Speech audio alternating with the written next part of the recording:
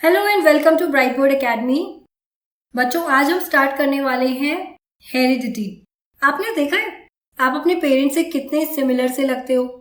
आपकी आईज का कलर आपकी मम्मी से मैच हो सकता है, या आपकी नोज आपके पापा जैसी हो सकती है, आपके बालों का टेक्सचर आपके पेरेंट्स जैसा हो सकता है। तो ऑल्दो हमारे कुछ कैरेक्टर्स, हमारे कुछ ट्रेट्स हमारे पेरेंट्स से मैच होते हैं, but we are not exactly carbon copy. हम एग्जैक्ट कॉपी नहीं होते अपने पेरेंट्स की। तो ये क्यों होता है? ये होता है हेरिडिटी।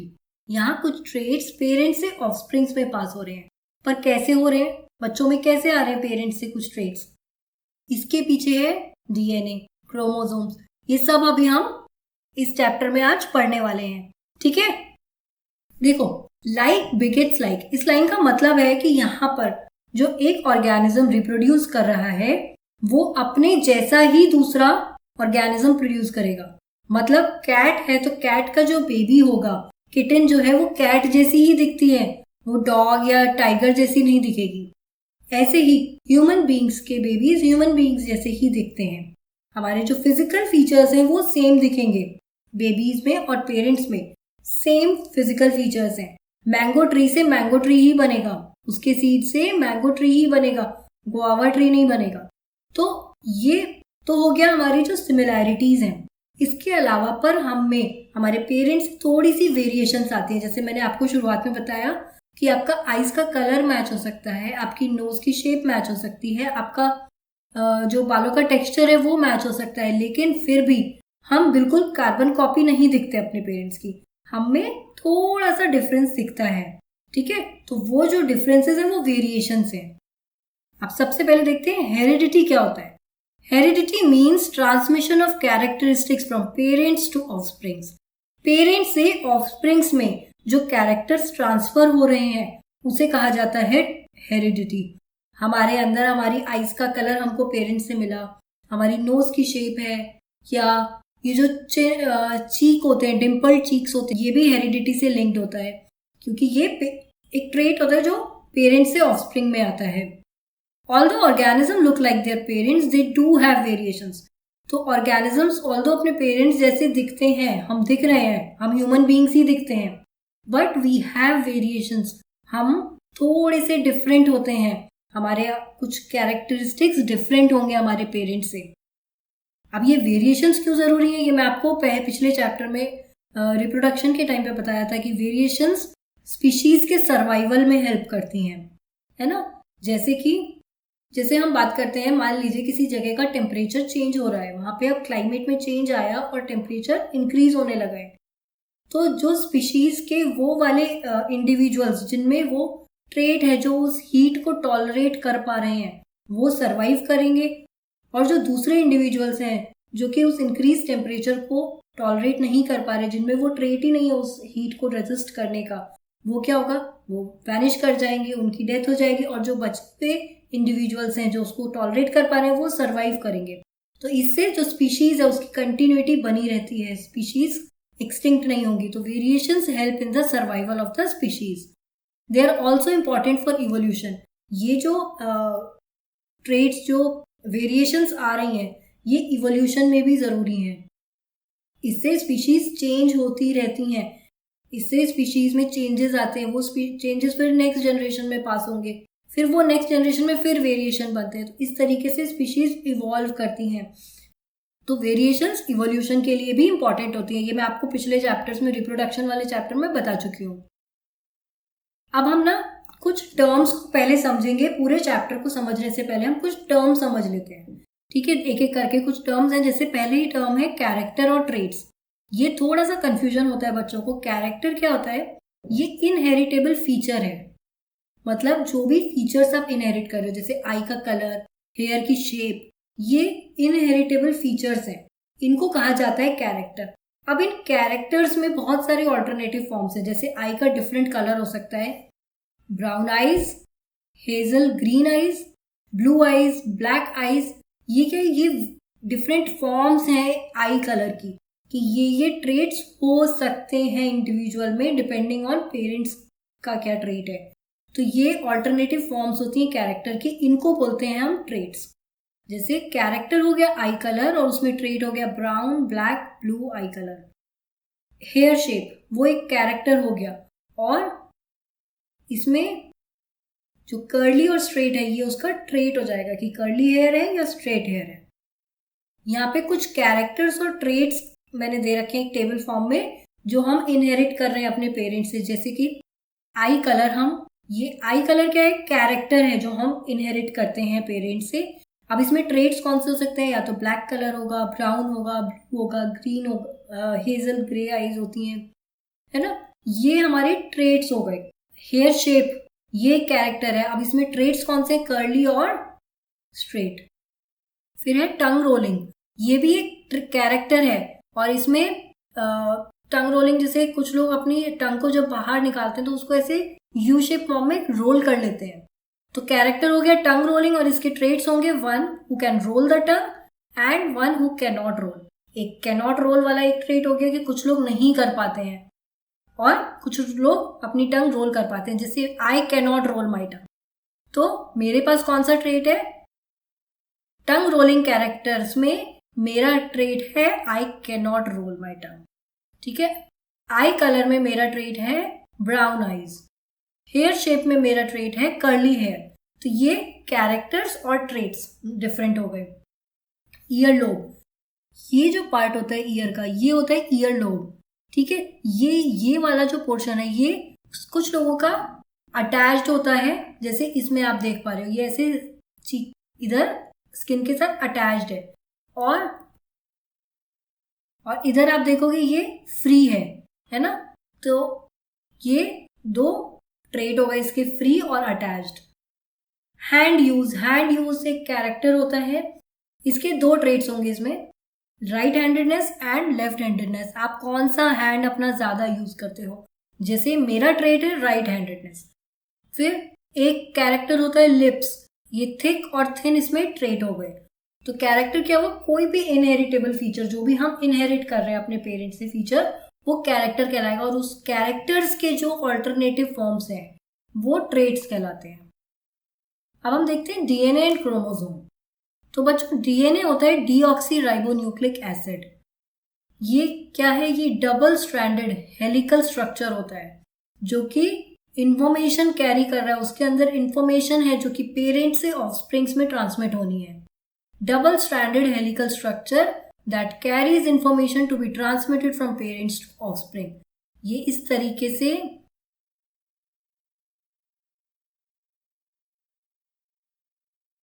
डबल स्ट्रैंडेड मतलब टू स्ट्रैंड्स हैं इसमें। हेलिकल मतलब कॉइल्ड, ठीक है। हेलिकल मीन्स कॉइल्ड और double stranded means thread like, two strands होंगे, ठीक है। टू थ्रेड लाइक स्ट्रैंड्स होते हैं जो कि आपस में ऐसे कॉइल्ड होते हैं। और ये जो डीएनए होता है ये इंफॉर्मेशन कैरी कर रहा है जो कि पेरेंट से ऑफस्प्रिंग में जानी है।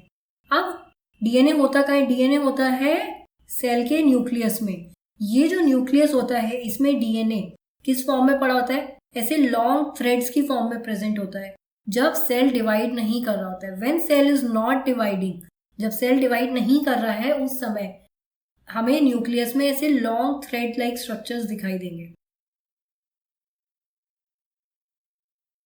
ये सेल है, ये न्यूक्लियस है, तो इसमें इस तरीके से लॉन्ग थ्रेड लाइक स्ट्रक्चर दिखाई देते हैं। इस थ्रेड लाइक स्ट्रक्चर को बोलते हैं क्रोमेटिन।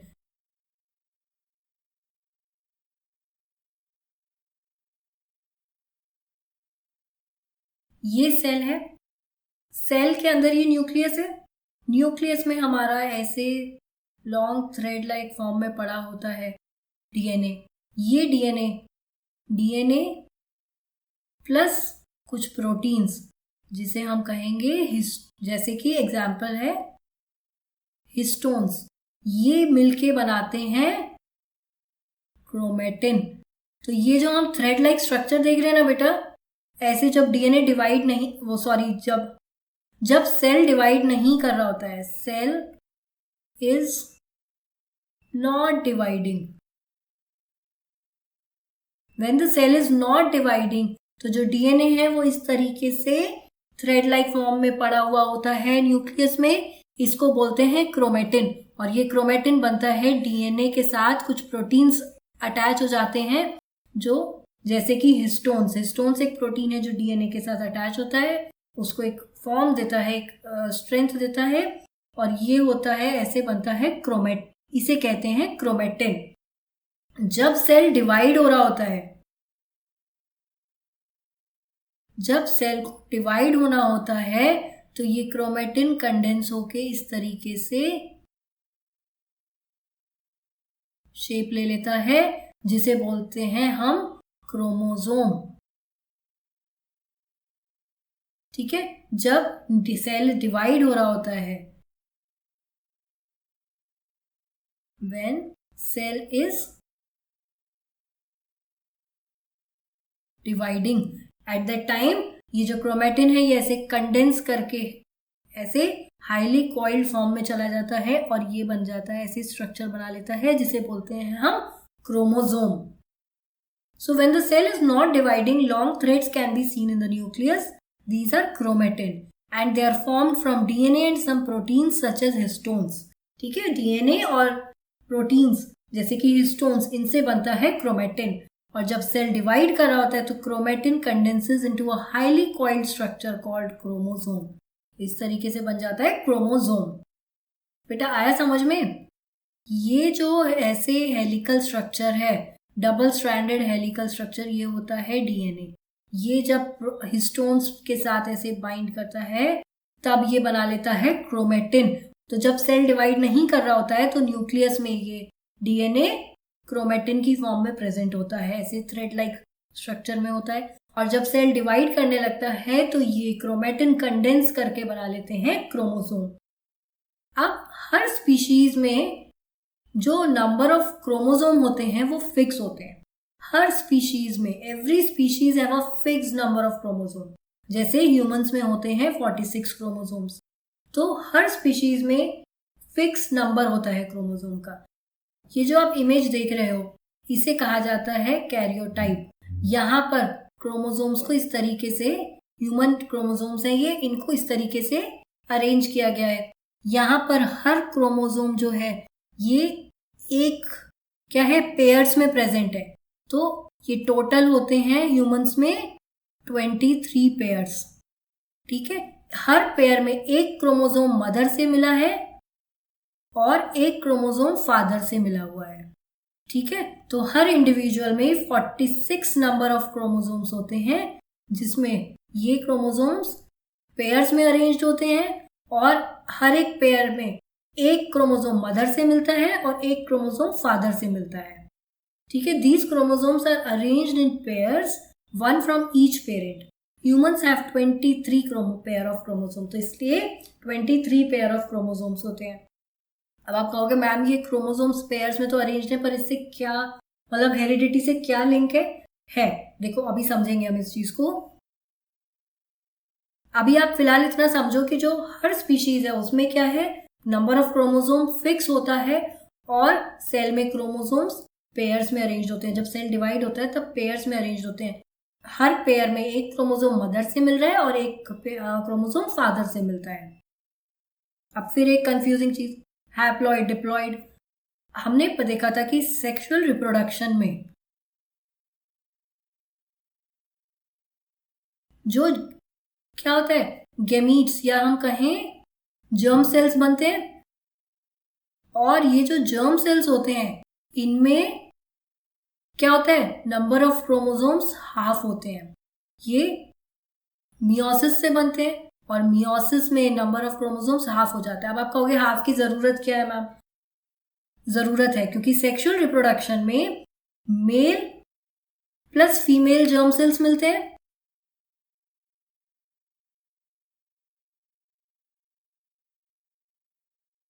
अब मान लो अगर मेल से भी 46 आ गई जर्म सेल में क्रोमोसोम, और यहां से भी 46 क्रोमोसोम आ गए, तो क्या होगा, जो जाइगोट बनेगा उसमें कितने क्रोमोसोम हो जाएंगे?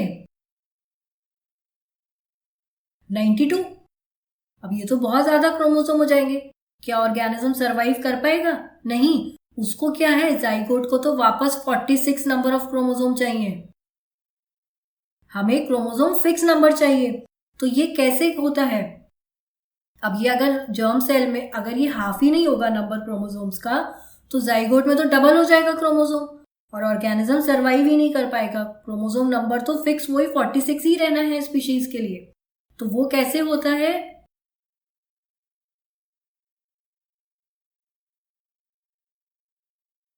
तो वो होता है बेटा ये मियोसिस से। हमने 9th क्लास में मियोटिक डिवीजन पढ़ा था, मियोटिक सेल डिवीजन। ये मियोटिक डिवीजन कहाँ होता है? ये सिर्फ जर्म सेल्स में होता है। तो जब हमारी गेमीट प्रोडक्शन होता है वहीं पे ही मियोटिक सेल डिवीजन होता है। इसमें क्या होता है, जो नंबर ऑफ क्रोमोसोम है, तो एग सेल और स्पर्म है ना, यहाँ पे नंबर ऑफ क्रोमोसोम हाफ हो जाएगा। तो 46 क्रोमोसोम होते हैं ह्यूमंस में, तो उसका हाफ होके यहाँ कितना रह जाएगा स्पर्म्स में? 23 क्रोमोसोम्स। और एग सेल में भी 23 क्रोमोसोम। जब ये एग और स्पर्म मिलेंगे तो जो जाइगोट बनेगा उसमें कितना रहेगा नंबर ऑफ क्रोमोसोम? वापस 46 हो जाएगा। हो गया। अब नंबर ऑफ क्रोमोसोम हमारा नॉर्मल नंबर ऑफ क्रोमोसोम हमें मिल गया। तो ये जो स्टेट होती है जहां पे नंबर ऑफ क्रोमोसोम हाफ हो गए, इसे कहेंगे हम हैप्लॉइड स्टेट। ठीक है, ये कौन सी स्टेट है? Haploid state. और जो ये जाइगोट में जब वापस 46 नंबर ऑफ क्रोमोसोम रिस्टोर हो गया है, इसे कहा जाएगा डिप्लॉइड। ये कौन सी स्टेट है? ये डिप्लॉइड है। ये एग सेल और स्पर्म सेल में कौन सी थी? क्रोमोसोम की नंबर हाफ था, तो ये स्टेट कहलाती है हैप्लॉइड स्टेट। ठीक है। During meiosis the number of chromosomes in the nucleus is reduced to half. ठीक है, मियोसिस में हमने देखा था 9th क्लास में कि नंबर ऑफ क्रोमोसोम्स हाफ हो जाते हैं। So the germ cells are said to be in a haploid state. तो जो हाफ नंबर ऑफ क्रोमोसोम्स होते हैं इसको कहा जाता है haploid state. And when the male and female germ cell fuses during fertilization, the normal number of chromosome is restored and this is called diploid. If gametes will not be in haploid state, अब यही मैंने आपको बताया ना, अगर gametes haploid state में ना हो और इनमें 46 ही क्रोमोसोम होते तो क्या होता? जो जाइगोट होता उसमें double the normal number of chromosomes हो जाते। मतलब 46 का डबल नंबर ऑफ क्रोमोसोम, मतलब 92 क्रोमोसोम्स हो जाते। तो क्या उसमें ऑर्गेनिज्म इंडिविजुअल सर्वाइव करता? नहीं करता। Hence gametes have half the number of chromosomes. इसीलिए gametes में half number of chromosome होते हैं। Humans में male and female germ cells have 23 number of chromosomes and after fertilization zygote has 46 number of chromosomes। तो ये मैंने बता दिया आपको, मेल और फीमेल जर्म सेल्स में 23 नंबर ऑफ क्रोमोसोम्स होते हैं, मतलब हैप्लॉइड स्टेट में होते हैं गेमीट्स। तो समझ में आया? जो नॉर्मल नंबर का, जो क्रोमोसोम नंबर फिक्स है किसी भी स्पीशीज का, तो जो वो फिक्स नंबर ऑफ क्रोमोसोम्स है उसका जो हाफ जिस सेल में मिलता है वो सेल कहलाता है हैप्लॉइड स्टेट में, और ये मिलता है जर्म सेल्स में। ठीक है, गेमीट्स में मिलती है हैप्लॉइड स्टेट, बाकी सभी बॉडी के जितने सेल्स हैं उनमें डिप्लॉइड स्टेट मिलेगी। अब ये जीन्स क्या होते हैं? पहनने वाली जीन्स नहीं, ये जीन्स है हेरिडिटी से लिंक्ड। जो हमारा डीएनए होता है इसके कुछ जो सेगमेंट्स हैं वो इंफॉर्मेशन कैरी कर रहे हैं पेरेंट्स से ऑफस्प्रिंग्स तक कुछ ट्रेट्स ले जाने की। एक सेगमेंट एक ट्रेट के लिए इंफॉर्मेशन कैरी कर रहा है। ये अगर हमारा डीएनए है तो इसका मान लीजिए ये वाला पोर्शन आई कलर के लिए है, कोई और सेगमेंट है इस डीएनए का ये वाला सेगमेंट हेयर टेक्सचर के लिए है। ठीक है, हेयर शेप के लिए है। तो इस तरीके से ये अलग अलग सेगमेंट्स होते हैं जो किसी एक ट्रेट को इनहेरिट कर रहे हैं, उसके लिए इंफॉर्मेशन इनहेरिट कर रहे हैं। तो इस सेगमेंट को कहा जाएगा जीन। ठीक है, तो ऐसे जो हमारा अब क्या हुआ, जब ये डीएनए कॉइल फॉर्म में हुआ तो क्रोमोसोम बन गया। अब क्रोमोसोम में भी तो वही डीएनए है, तो उसका वो सेगमेंट क्या कहलाएगा? जीन कहलाएगा। क्रोमोसोम का वो सेगमेंट या हम कहें डीएनए का पार्ट जो कि वो इंफॉर्मेशन कैरी कर रहा है जो पेरेंट से ऑफस्प्रिंग में किसी एक पर्टिकुलर ट्रेट को लेकर जाएगी। अब कितने जीन्स हैं हमारे अंदर? हमारे अंदर तो 46 क्रोमोसोम्स हैं, लेकिन जीन्स कितने हैं? कितने हैं? According to recent researches, humans have 30,000 genes with maximum number of genes on chromosome number 1. आप सोचो कितने सारे जीन्स और छोटा सा क्रोमोसोम। तो क्रोमोसोम नंबर 1 है। ये जो क्रोमोसोम्स हैं इनको नंबर दिए जाते हैं। जैसे आप इस इमेज में देखोगे तो ये क्रोमोसोम्स नंबर्स में अरेंज्ड है ना? ये क्रोमोसोम नंबर 1, 2, 3, 4, 5, 6, 9, 10, 11। ये क्या होता है? ये क्रोमोसोम आपस में सिमिलर टाइप क्रोमोसोम है ये। जैसे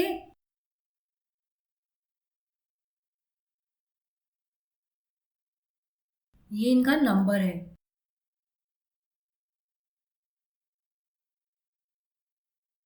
अब आप ये देखो कि ये जो नंबर 1 क्रोमोसोम है, क्रोमोसोम नंबर 1, इसमें ये पेयर में अरेंज्ड है। अब ये एक पेयर, ये जो नंबर है नंबर 1 का, एक क्रोमोसोम मदर से आया है और ये वाला फादर से आया है। ठीक है, ये आया मदर से और ये आया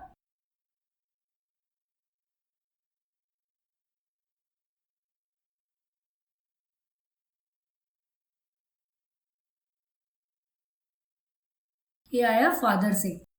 तो ऐसे ही ये सभी क्रोमोसोम में एक क्रोमोसोम मदर से आ रहा है, एक क्रोमोसोम फादर से आ रहा है और ये इस तरीके से पेयर में अरेंज्ड है। अब हर क्रोमोसोम पे जीन्स हैं। जैसे फर्स्ट नंबर ऑफ क्रोमोसोम पे कितने नंबर ऑफ जीन्स हैं? 2968 जीन्स। तो ये सिर्फ नंबर 1 क्रोमोसोम पे इतने जीन्स हैं। ठीक है, और अप्रोक्सीमेटली अभी तक जो रिसर्च हुई है उसमें पता चला ह्यूमंस में 30,000 जीन्स होते हैं।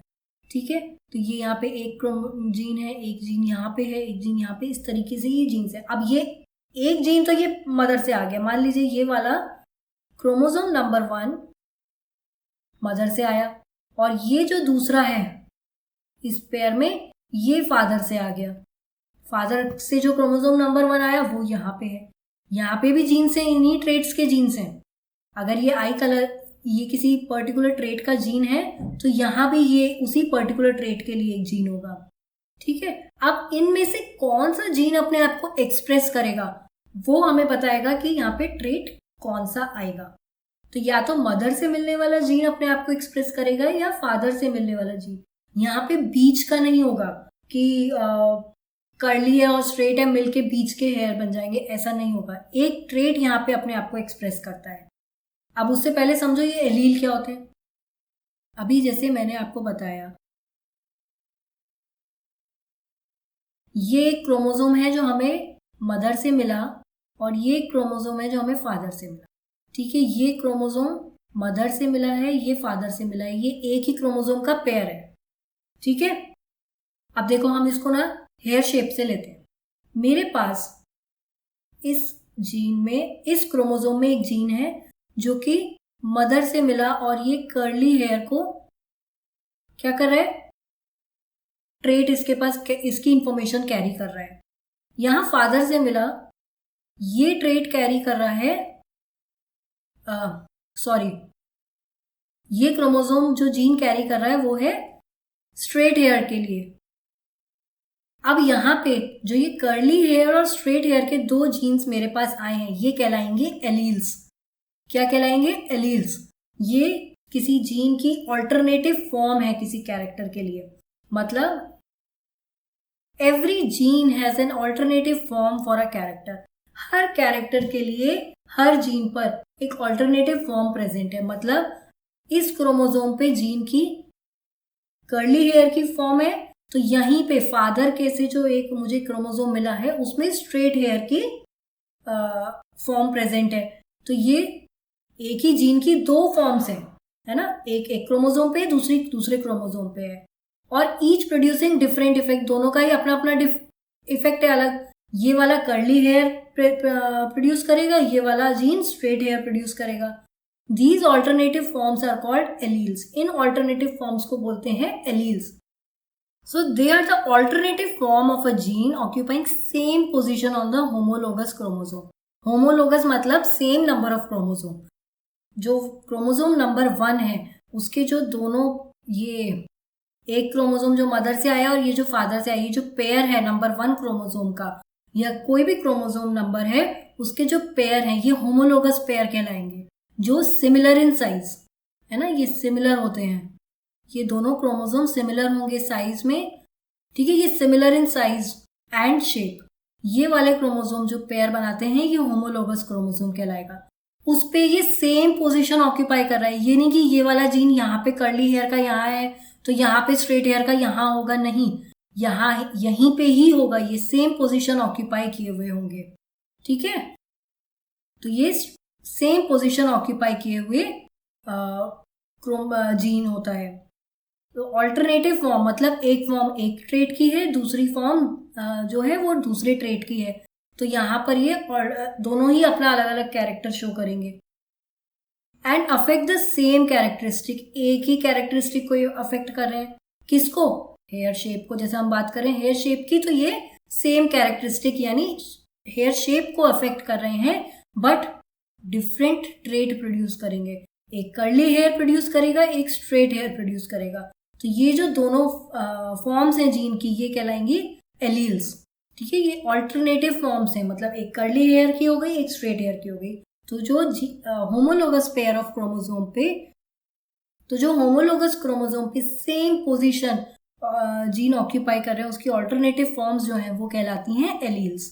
Example, one allele is for curly hair and one is for straight hair. तो यहाँ पर एक कर्ली हेयर का है, एक स्ट्रेट हेयर का है, ठीक है। अब है डोमिनेंट और रिसेसिव एलील्स।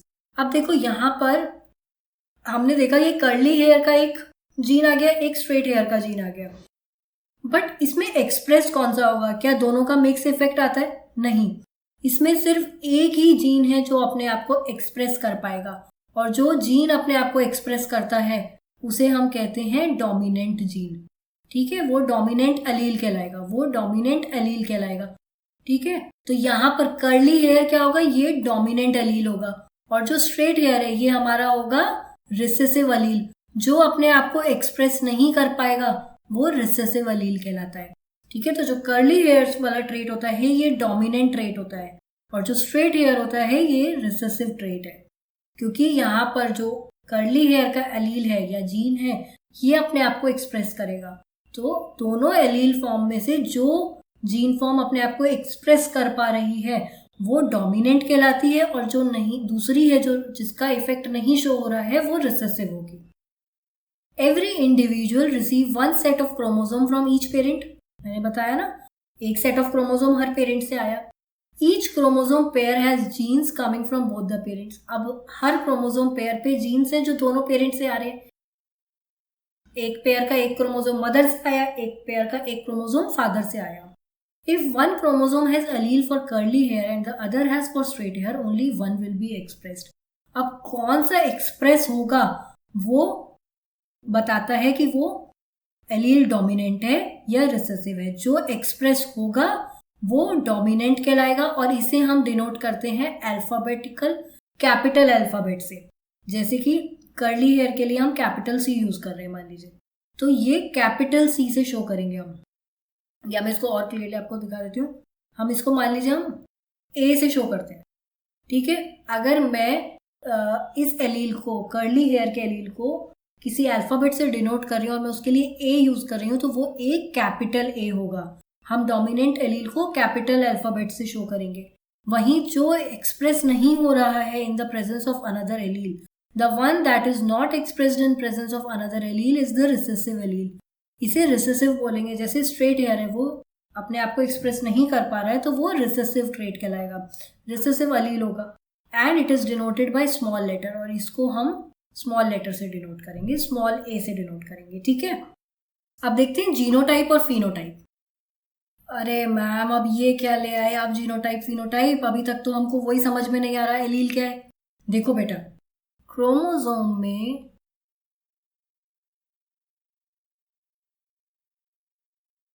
ये एलील है। एलील क्या है? जीन की ऑल्टरनेटिव फॉर्म है जो एक पर्टिकुलर कैरेक्टरिस्टिक्स के दो अलग अलग ट्रेट्स के लिए इंफॉर्मेशन कैरी कर रही है। एक्सप्रेस एक होगा इनमें, जो एक्सप्रेस होता है वो है डोमिनेंट, और जो नहीं होगा एक्सप्रेस दूसरे की प्रेजेंस में वो है रिसेसिव। अब ये तो एलील्स हो गए। अब set of genes present in the cells of an organism. जब हम सेल के सारे जीन्स देखें तो जो जीन्स प्रेजेंट हैं किसी ऑर्गेनिज्म में, सारे जीन्स का सेट कहलाएगा जीनोटाइप। जैसे इस इंडिविजुअल में जो जीनोटाइप है वो क्या होगा, ए एंड ए, जो दो एलील्स प्रेजेंट हैं जीन्स के, वो उसका जीनोटाइप कहलाएगा। तो जीनोटाइप क्या होगा इसका, ए है ना। The presence of curly and straight hair alleles in an individual. तो जो दोनों, क्योंकि इसमें दोनों एलील्स प्रेजेंट है, कर्ली का भी और स्ट्रेट का भी, तो ये इसका जीनोटाइप होगा A, capital A and small A. Phenotype क्या होता है, इन एलील की प्रेजेंस में क्या फिजिकल ट्रेट दिखाई दे रहा है, जो ऑब्जर्वेबल कैरेक्टरिस्टिक्स हैं। जैसे इसमें जो हमें दिखाई देगा वो क्या दिखाई देगा, कर्ली हेयर्स दिखाई देंगे। तो ये जो कर्ली हेयर्स का ट्रेट है जो हमको दिख रहा है, ऑब्जर्व कर पा रहे हैं, हम देख पा रहे हैं इंडिविजुअल में, वो उसका फिनोटाइप कहलाएगा। तो जो जीनोटाइप से जो ट्रेट एक्सप्रेस हो रहा है और जो आप ऑब्जर्व कर पा रहे हो, आप आई कलर ऑब्जर्व कर पा रहे हो कि आप ब्लू कलर आईज हैं, तो वो उसका फिनोटाइप है ब्लू कलर आईज। ठीक है, कर्ली हेयर्स उसका फिनोटाइप है। ऐसे ही टंग रोलिंग वो उसका फिनोटाइप है। ठीक है, और जीनोटाइप क्या है, जो उसके जीन्स में एलील्स का जो सेट प्रेजेंट है वो उसका जीनोटाइप कहलाएगा। ठीक है, set of genes present in the cells of an organism is genotype and observable characteristics which is controlled by genes. ये वो ऑब्जर्वेबल कैरेक्टरिस्टिक्स जिन्हें जीन्स कंट्रोल कर रहे हैं वो उसका फिनोटाइप कहलाएगा। जैसे curly hairs in an individual, तो कर्ली हेयर उसका फिनोटाइप हो गया। आगे समझ में, ओहो, अब ये क्या कंडीशन आ गई, होमोजाइगस डोमिनेंट, हेट्रोजाइगस डोमिनेंट। बहुत सिंपल है, हमने अभी एलील्स देखे, क्रोमोसोम पेयर पे दो डिफरेंट एलील्स हैं, एक जीन मदर से है, एक जीन फादर से है। उन जीन्स में जो उनके वेरिएबल फॉर्म्स हैं, जो उनकी ऑल्टरनेटिव फॉर्म्स हैं जीन्स की, वो एलील्स है। अब हमने देखा कि जीनोटाइप बनता है किसी का ए बन रहा है। कोई ऐसा भी हो सकता है जिसमें दोनों ही पेरेंट से कर्ली हेयर का ट्रेट आ रहा है, जीन आ रहे हैं। ठीक है, मदर से भी कर्ली हेयर का आ गया, फादर से भी कर्ली हेयर का आ गया। इसको ना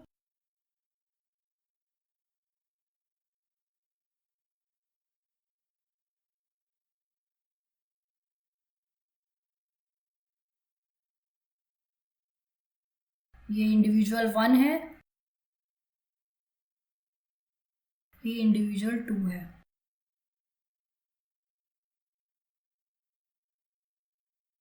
और ये एक थर्ड इंडिविजुअल है।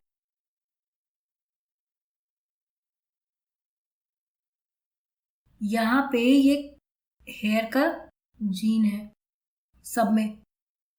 ठीक है, हम सेम नंबर ऑफ क्रोमोसोम देख रहे हैं सभी इंडिविजुअल्स में, और यहाँ पे ये इनके जीन्स प्रेजेंट है।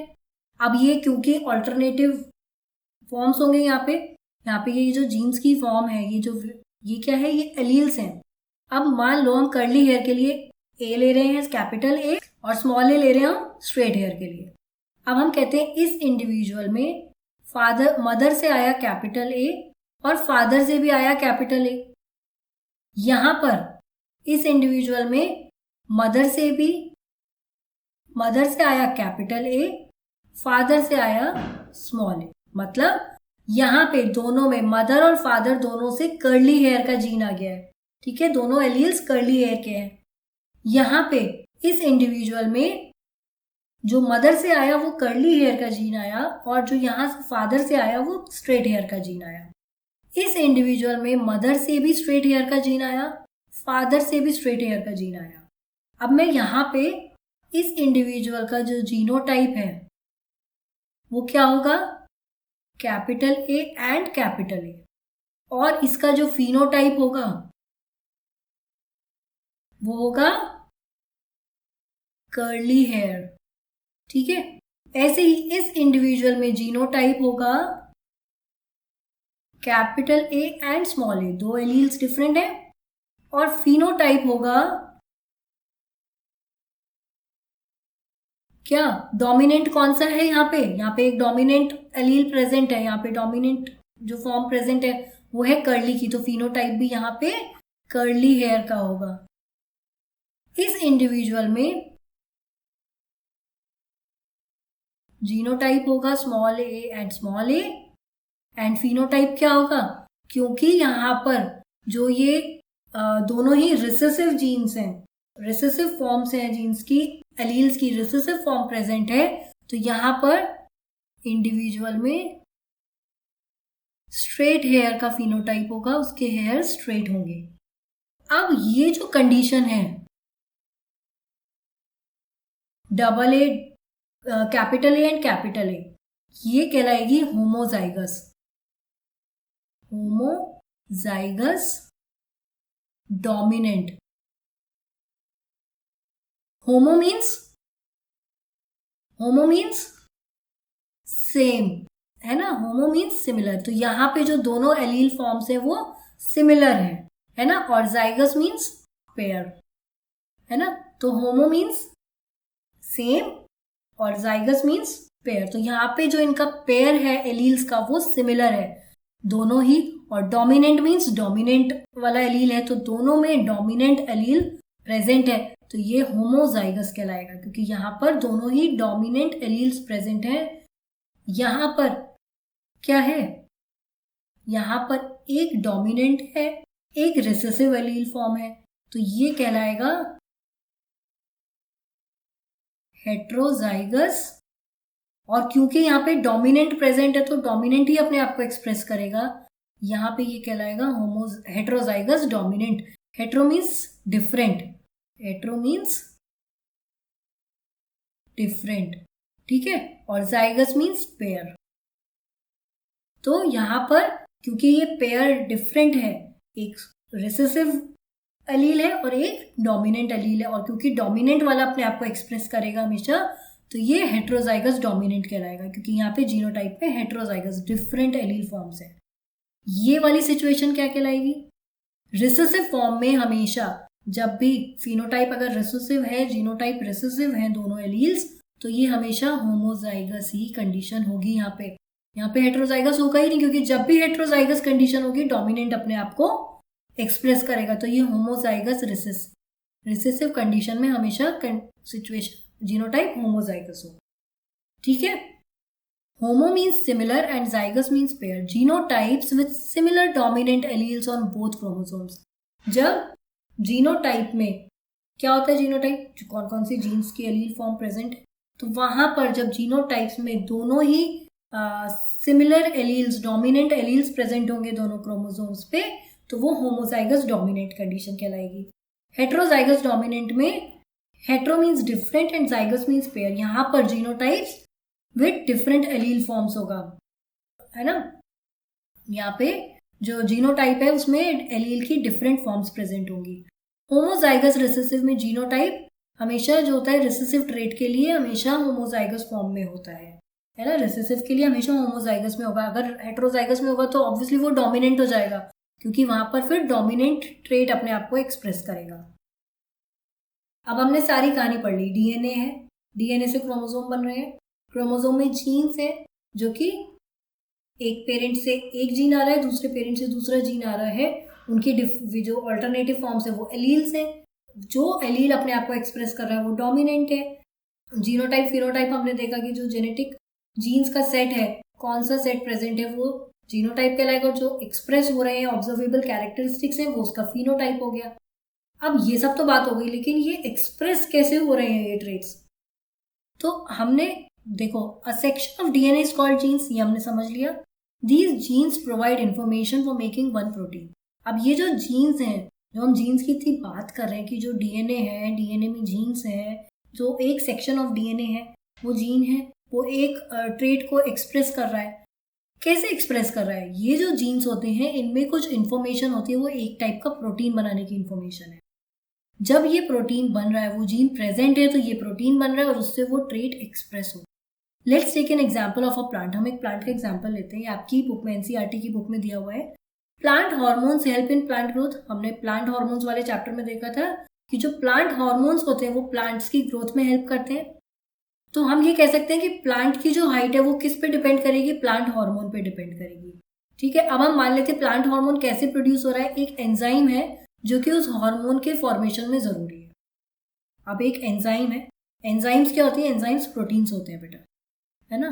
तो ये जो एंजाइम्स होते हैं ये प्रोटीन्स होते हैं. अब एक एंजाइम है, कोई एक एंजाइम है जो इस प्लांट हार्मोन के बनने के लिए जरूरी है. कौन से हार्मोन के लिए? जो उस प्लांट की ग्रोथ करा रहा है. ठीक है, तो अब मान लो किसी प्लांट में वो जीन नहीं है जो कि इस एंजाइम को प्रोड्यूस कर रहा है एफिशिएंटली. तो जब एंजाइम ही एफिशिएंटली प्रोड्यूस नहीं होगी क्योंकि उसमें जीन ही नहीं है इस एंजाइम के प्रोडक्शन के लिए, तो क्या होगा? यहाँ हार्मोन का फॉर्मेशन कम होगा. हार्मोन का फॉर्मेशन कम होगा तो क्या होगा? प्लांट की हाइट स्मॉल रह जाएगी. तो प्लांट की हाइट स्मॉल रह जाएगी. लेकिन अगर किसी उसमें ये एंजाइम, अब किसी में ये एंजाइम बनाने के लिए जो जीन है वो प्रेजेंट है, ठीक है, तो यहाँ पे ये एंजाइम अच्छे से प्रोड्यूस हो रही है. क्योंकि ये एंजाइम अच्छे से प्रोड्यूस हो रही है तो क्या होगा? हार्मोन फॉर्मेशन अच्छे से होगा. और ये हार्मोन फॉर्मेशन होगा तो क्या होगा? प्लांट अच्छे से ग्रो करेगा, तो प्लांट की हाइट टॉल होगी. तो ये इस तरीके से जो ये जीन्स होते हैं ये क्या कर रहे हैं? ये प्रोटीन्स बनाने की, कोई एक टाइप का एक प्रोटीन बनाने की इंफॉर्मेशन कैरी कर रहे होते हैं और वो प्रोटीन से जो ट्रेट है वो एक्सप्रेस हो रहा है. अब आते हैं हम फादर ऑफ जेनेटिक्स. तो फादर ऑफ जेनेटिक्स किसे कहते हैं? Gregor Johan Mendel. जो ये मेंडल थे ये एक मॉनेस्ट्री में पढ़ा करते थे और ये अपनी आगे की पढ़ाई करने, साइंस और मैथमेटिक्स में की पढ़ाई करने के लिए यूनिवर्सिटी ऑफ वियना चले गए. वहाँ इन्होंने अपनी पढ़ाई करी. इन्होंने फिर एक टीचिंग सर्टिफिकेट के लिए एग्जाम दिया. ये टीच करना चाहते थे, पढ़ाना चाहते थे, तो इन्होंने एक सर्टिफिकेट की जरूरत थी जिसके लिए उन्होंने एग्जाम दिया और वो उस एग्जाम में फेल हो गए. जब इनका एग्जाम क्लियर नहीं हुआ तो ये आ गए मॉनेस्ट्री वापस. ठीक है, वहां पे आके जो मॉनेस्ट्री थी वहां पे बहुत सुंदर सा एक गार्डन हुआ करता था. तो इन्हें ना प्लांट्स को देखने में उस गार्डन से बहुत फैसिनेशन हुआ. इन्होंने पी प्लांट्स को ग्रो करना शुरू किया. इन्होंने उसको देखा कि ये कोई प्लांट छोटा है, कोई बड़ा है, मतलब कोई शॉर्ट है, कोई टॉल है, किसी में वाइट फ्लावर आ रहा है, किसी में पर्पल फ्लावर है. तो ये इनको बड़ा मतलब इंटरेस्ट आया कि ये ऐसा क्यों हो रहा है. तो इन्होंने वहाँ पे पी प्लांट को ग्रो करना शुरू करा और इन्होंने अपनी साइंस और मैथ्स की नॉलेज को मिक्स करा, वहाँ पे लगाया और इन्होंने इंडिविजुअल्स को काउंट करना शुरू करा कि कौन सी हर जनरेशन में कितने पर्टिकुलर ट्रेट्स दिख रहे हैं इंडिविजुअल्स में. और इससे ये किस पे पहुंचे? ये पहुंचे सबसे इंपॉर्टेंट लॉज ऑफ इनहेरिटेंस पे. इन्होंने जो पूरी इंफॉर्मेशन गैदर करी, जो अपने एक्सपेरिमेंट्स करे, उससे जो इन्होंने इंफॉर्मेशन गैदर करी उससे इन्होंने बनाए लॉज ऑफ इनहेरिटेंस. अब इन्होंने पर ये गार्डन पी क्यों ही चूज किया अपने एक्सपेरिमेंट्स के लिए? कोई और प्लांट क्यों नहीं चूज किया? इसके कई कारण है. एक तो पी प्लांट में बहुत सारे कंट्रास्टिंग कैरेक्टर्स दिखाई देते हैं, जैसे टॉल एंड शॉर्ट प्लांट. ये कंट्रास्टिंग कैरेक्टर्स हैं, आपस में बिल्कुल कंट्रास्टिंग है. ठीक है, round and wrinkled seeds, yellow and green peas, ये इस तरीके के कंट्रास्टिंग कैरेक्टर्स जो इजीली दिख जाते हैं, जो इजीली डिस्टिंग्विशेबल है, वो इन्होंने इस प्लांट में दिख जाते थे, इसलिए इन्होंने इसको चूज किया. दूसरा, यहाँ पे बहुत सारी वैरायटीज प्रेजेंट थी प्योर फॉर्म में. थर्ड क्या है? जो ये पी फ्लावर्स हैं थे ये बाइसेक्सुअल होते हैं. बाइसेक्सुअल मतलब इसमें मेल एंड फीमेल पार्ट्स एक ही फ्लावर में प्रेजेंट होता है. तो यहाँ पे सेल्फ पॉलिनेशन भी हो सकता है और कंट्रोल्ड वे में क्रॉस पॉलिनेशन भी किया जा सकता था. तो इसलिए इन्होंने पी फ्लावर को चूज किया. दूसरा, पी प्लांट की लाइफ बहुत छोटी होती है और बहुत ही शॉर्ट पीरियड में ये बहुत सारी सीड्स प्रोड्यूस करते हैं, बहुत सारी जनरेशंस प्रोड्यूस हो जाती हैं इनकी, है ना. तो जल्दी ही इनकी लाइफ अपनी कंप्लीट होती है पी प्लांट की और इसमें फिर सीड्स जनरेट हुए, फिर आप नेक्स्ट जनरेशन ग्रो करोगे तो उसमें बहुत शॉर्ट टाइम में इन्होंने कई जनरेशंस ग्रो कर ली. साथ ही क्योंकि बहुत सारे सीड्स बनते हैं तो produce many offsprings in each generation. Her generation में बहुत सारे ऑफस्प्रिंग्स बन जाते हैं. दस helped in large sample size, क्योंकि इनको पूरा स्टैटिस्टिकल एनालिसिस करना था, वहाँ पे काउंटिंग करनी थी कि कितने इंडिविजुअल्स में कितने ट्रेट्स शो हो रहे हैं, तो उसके लिए इन्हें लार्ज सैंपल साइज की जरूरत थी. तो वो इन्हें इजीली यहाँ पर मिल रहा था, क्योंकि यहाँ पर बहुत सारे ऑफस्प्रिंग्स, बहुत सारे न्यू बेबी प्लांट्स बन सकते थे हर जनरेशन में।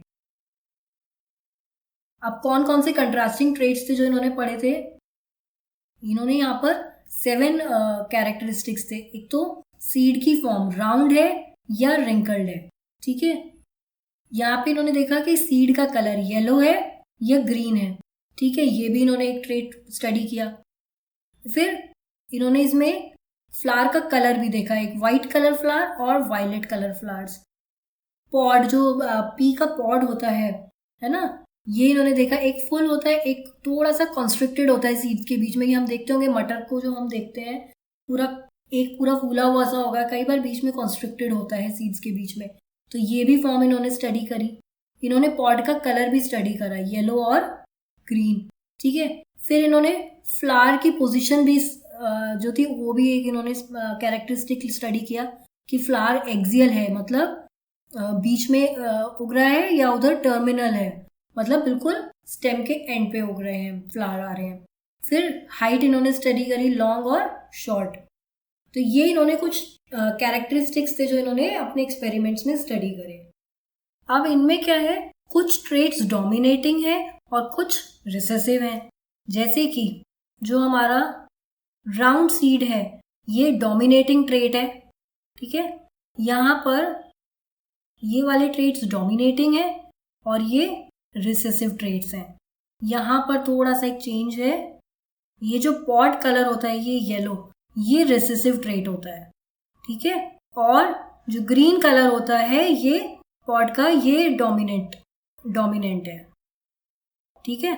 बाकी सब में ये वाले ट्रेट्स डोमिनेटिंग ट्रेट्स हैं। सीड का yellow colour, white flower, full pod और axial flowers, long height, tall height, है ना, ये सारे जो है डोमिनेटिंग ट्रेट्स हैं। और वहीं wrinkled seeds, green seeds, violet flowers, constricted pod and terminal flowers and short height, ये जो है ये रिसेसिव ट्रेट्स हैं।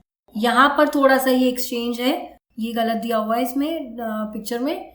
ये जो येलो पॉड कलर होता है this is a recessive trait, और जो ग्रीन पॉड कलर होता है वो डोमिनेटिंग होता है, ठीक है। तो ये कुछ ट्रेट्स थे।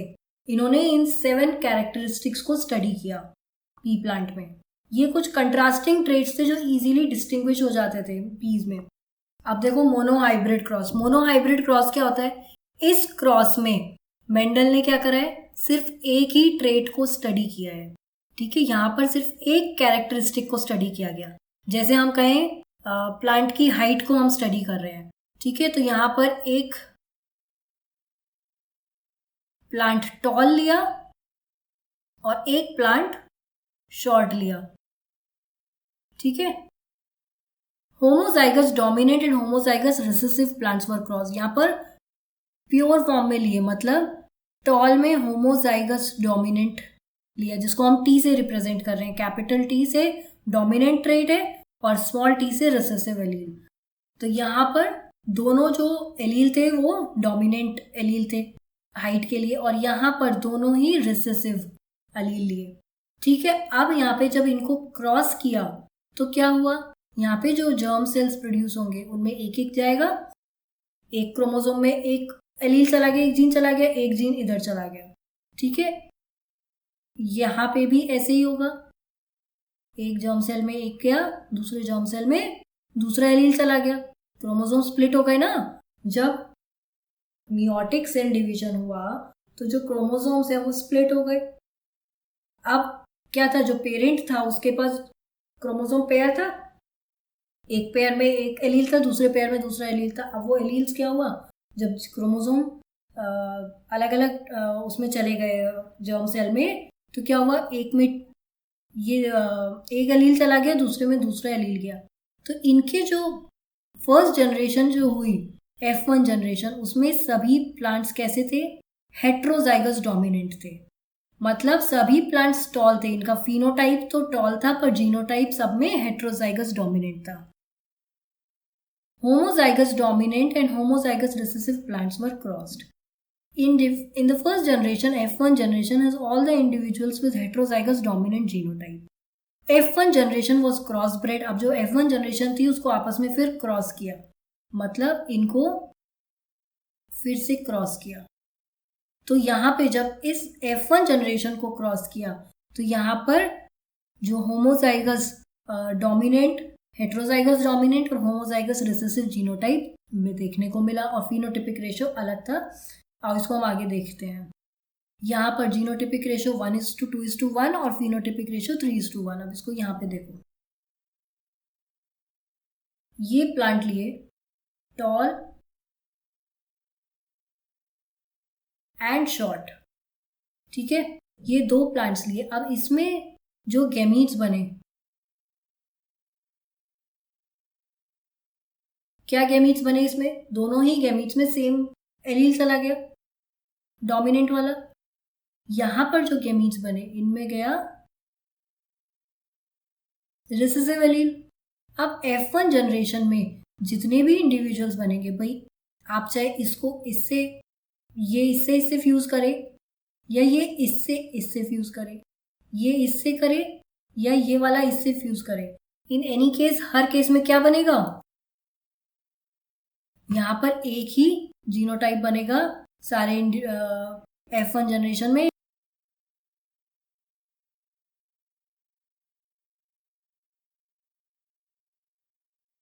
डोमिनेंट।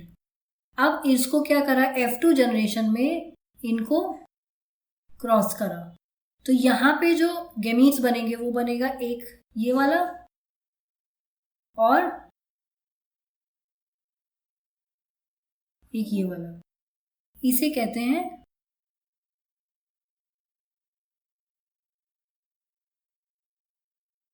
पुनेट स्क्वायर, ठीक है। यहाँ पर हम इसको ये डायग्रामेटिक रिप्रेजेंटेशन होता है जीनोटिपिक और फिनोटाइप का।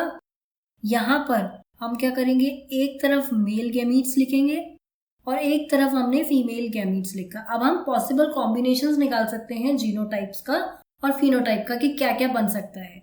तो जब ये वाला मेल गैमीट, सपोज अगर हम इधर मेल गैमीट्स लिख रहे हैं और इधर मैं फीमेल गैमीट्स लिख रही हूँ, तो ये वाला फीमेल गैमीट जब इस मेल गैमीट से फ्यूज करेगा तो क्या बनेगा genotype? Capital T capital T. ये वाला मेल गैमीट इससे अगर फ्यूज करता है तो जीनोटाइप बनेगा कैपिटल टी स्मॉल टी। ऐसे ही ये वाला फीमेल गैमीट अगर इस मेल गैमीट से फ्यूज करेगा तो ये बनेगा जीनोटाइप, और यहाँ ये वाला और ये वाला जब फ्यूज करेंगे तो यहाँ पे बनेगा small T and small T. अब अगर हम जीनोटिपिक रेशियो देखें,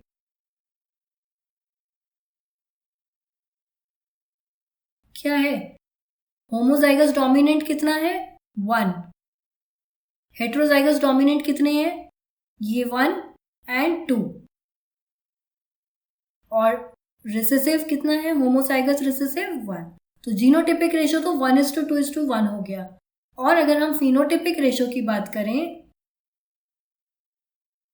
तो फिनोटिपिक रेशियो क्या होगा? ये तीनों क्या होंगे? ये भी टॉल होगा, ये भी टॉल होगा, ये भी टॉल होगा और यहाँ पे स्मॉल होगा। तो ये 3:1 का रेशियो हो गया, 3 tall plants and 1 short plant. तो ये फिनोटिपिक रेशियो हो गया। तो इस तरीके से ये हम डायग्रामेटिक रिप्रेजेंटेशन कर सकते हैं। ये हमारे को मिला F2 जनरेशन में, ये हमें मिला F2 जनरेशन में, ठीक है। तो ये होता है मोनोहाइब्रिड क्रॉस। इसमें हमने सिर्फ एक ट्रेट को स्टडी किया, एक कैरेक्टरिस्टिक को हमने स्टडी किया है। अब डाई हाइब्रिड क्रॉस में 2 कैरेक्टर्स को एक साथ लिया इन्होंने। मेंडल ने इस टाइप में डाई हाइब्रिड क्रॉस में 2 कैरेक्टर्स, 2 कंट्रास्टिंग कैरेक्टर्स स्टडी करे, जैसे राउंड एंड येलो। सीड्स में राउंड और येलो सीड्स, साथ में रिंकल्ड और ग्रीन सीड। अब रिंकल्ड सीड और ग्रीन सीड ये रिसेसिव ट्रेट है और जो राउंड सीड और येलो सीड ये डोमिनेंट ट्रेट है। तो इसमें जो जीनोटाइप होगा वो कैपिटल आर से हम रिप्रेजेंट कर रहे हैं राउंड और वाई से हम रिप्रेजेंट कर रहे हैं कलर येलो। तो capital R and capital Y से ये डोमिनेंट हमारा राउंड एंड येलो सीड हो गया। तो यहाँ पर क्या गैमीट्स बनेंगे? एक आर ये और एक आर ये वाला एक बन गया। जो गैमीट आएगा उसमें एक क्रोमोसोम ये वाला होगा, एक क्रोमोसोम में ये वाला जीन होगा। ऐसे ही यहाँ पर एक ये आर और वाई वाला जीन चला गया। यही एक ही कॉम्बिनेशन बनेगा और कोई कॉम्बिनेशन यहाँ पर बन नहीं सकता है, ठीक है, अब F1 जनरेशन में हमको मिल गया सारे क्या, ये जब आपस में मिले तो capital R small r capital Y small y, ये हमें यहाँ पे F1 जनरेशन मिल रहा। अब F2 जनरेशन में क्या होगा, हमने क्या करा, ये यहाँ पर क्या किया गया, यहाँ पर ये जो F1 जनरेशन थी उसको क्रॉस ब्रीड करा। अब यहाँ पर हेट्रोजाइगस डोमिनेंट कंडीशन है, तो अब हम यहाँ पर फीमेल गैमीट्स इस तरफ लिख लेते हैं और मेल गैमीट्स हम इस तरफ लिख लेते हैं। ठीक है, तो इसमें क्या बनेंगे, एक RY बनेगा, कैपिटल R कैपिटल Y, एक कैपिटल R स्मॉल y है, एक स्मॉल r कैपिटल Y ये भी बनेगा, और एक small r small y। 4 type के गैमीट्स बन सकते हैं, ये कॉम्बिनेशन हो सकते हैं। दूसरा जो है उसमें भी यही बनेंगे, capital R capital Y, capital R small y, एक small r capital Y and small r small y। अब इसमें हम कॉम्बिनेशंस देख सकते हैं, ये अगर दोनों फ्यूज करते हैं तो capital R capital Y capital Y capital Y, यहाँ पे capital R small y capital Y small y, ये capital R small r capital Y capital Y। ठीक है, इस तरीके से हम सारे कॉम्बिनेशंस बना सकते हैं। ये दोनों फ्यूज करेंगे तो R R Y Y।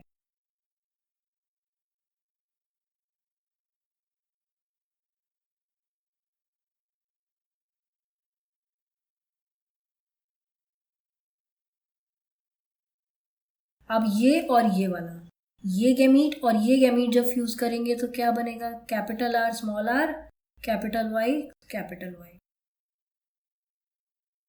फिर ये वाला और ये वाला, small r capital Y capital Y।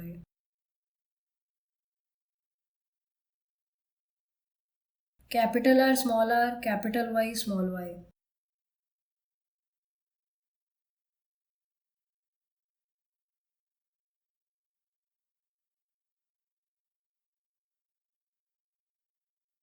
अब हम अगर देखें यहाँ पे, तो यहाँ पे हमें कौन कौन से फिनोटाइप मिल रहे हैं, एक तो राउंड एंड येलो मिलेगा,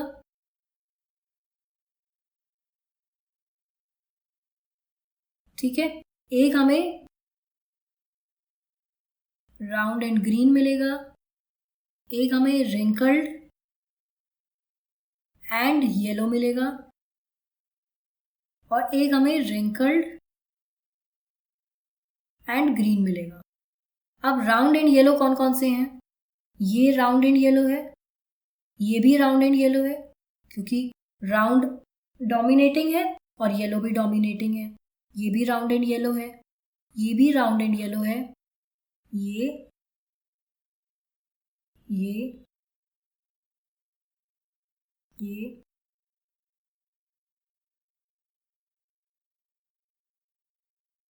ठीक है, तो कितने हो गए, 1 2 3 4 5 6 7 8 9।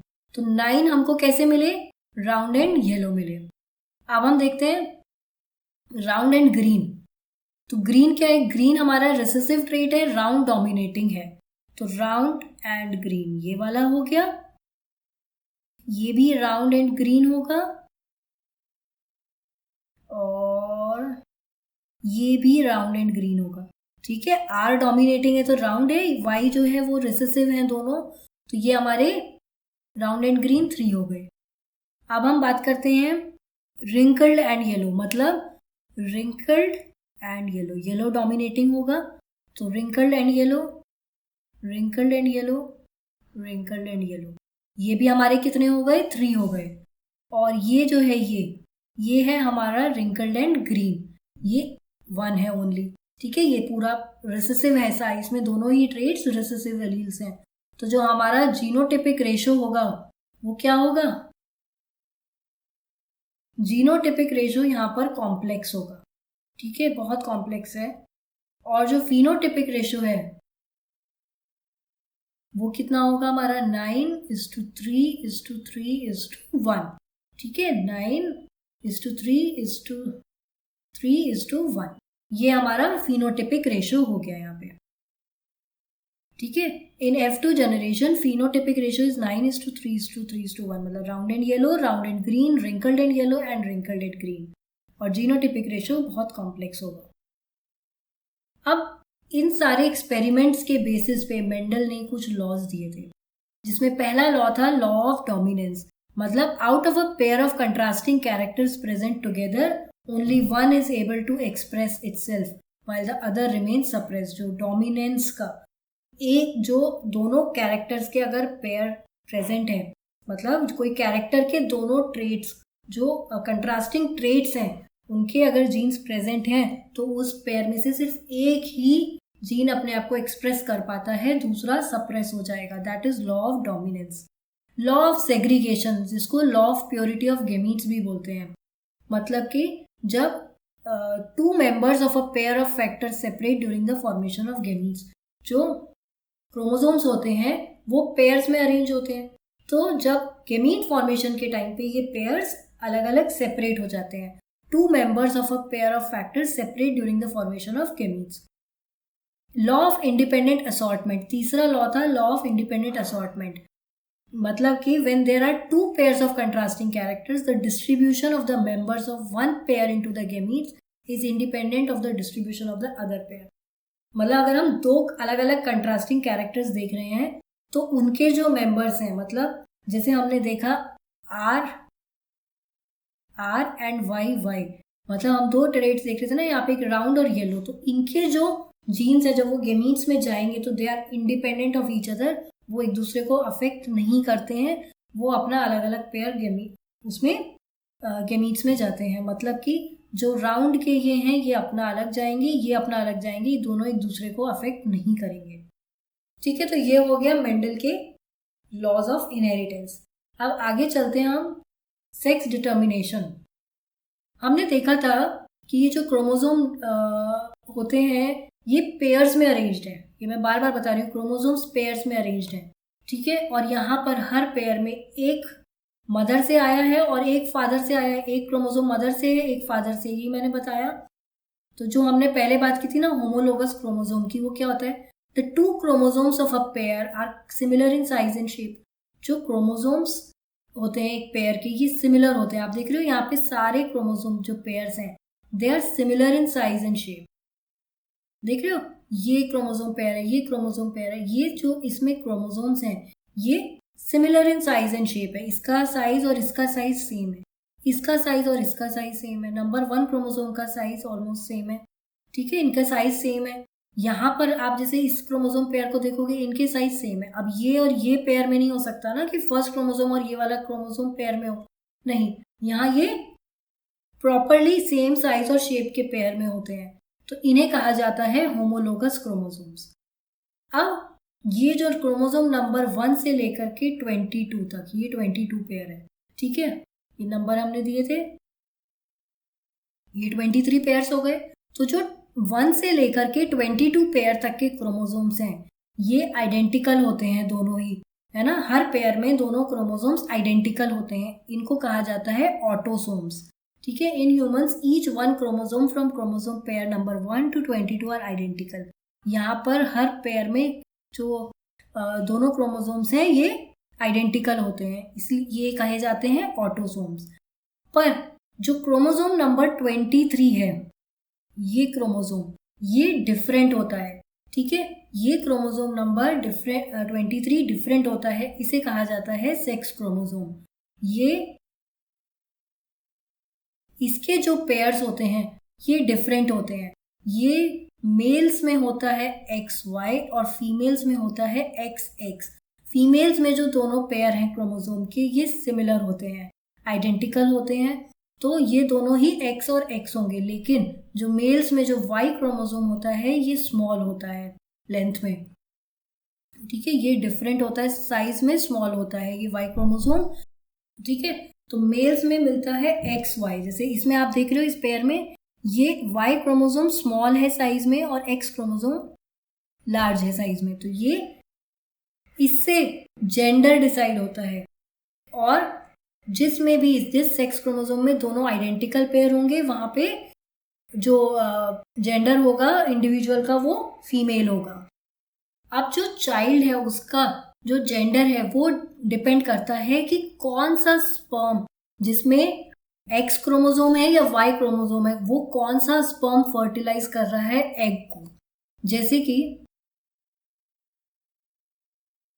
फीमेल्स में एक्स होगा और मेल में एक्स वाई।